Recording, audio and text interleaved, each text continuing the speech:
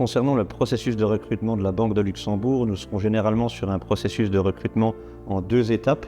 Donc premièrement, il y a toujours un premier entretien avec le N+1 de la fonction qui est accompagné d'un membre des ressources humaines. Donc c'est un entretien biographique, c'est-à-dire que l'on va simplement s'intéresser au parcours du candidat, donc les différentes étapes de sa vie professionnelle, s'assurer également de sa bonne compréhension de la fonction, de ses attentes également qui sont liées à celle-ci, et nous en profiterons aussi pour relever certaines incompréhensions qui pourraient avoir lieu de part et d'autre, donc soit entre le manager et le candidat, soit entre les attentes du candidat et la future prise de poste. Si ce premier entretien est positif, nous organiserons donc un second et dernier entretien où le ou la candidate pourra rencontrer le N+2 de la fonction, donc le manager de son manager.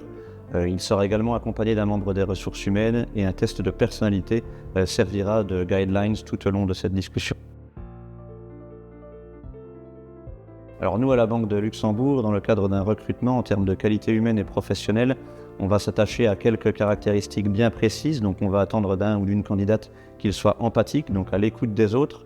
On va rechercher quelqu'un qui est un très bon team player. Donc on travaille généralement en équipe et donc il faut pouvoir savoir collaborer avec ses collègues. Et enfin, on va rechercher quelqu'un qui fait preuve d'une bonne dose d'agilité. L'environnement bancaire est un environnement changeant.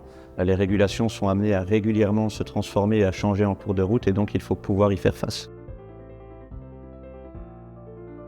Alors le conseil que je donnerais à une personne qui postule auprès de la Banque de Luxembourg, il est assez simple.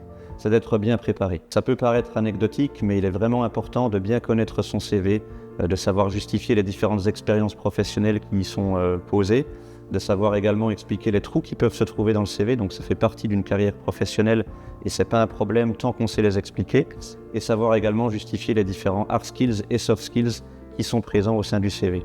Enfin, un dernier point à bien préparer, c'est la compréhension de la job description. Donc il est vraiment nécessaire de savoir bien expliquer pourquoi cette position nous intéresse et également savoir expliquer ce qu'on pourrait apporter à l'équipe en les rejoignant sur ce rôle.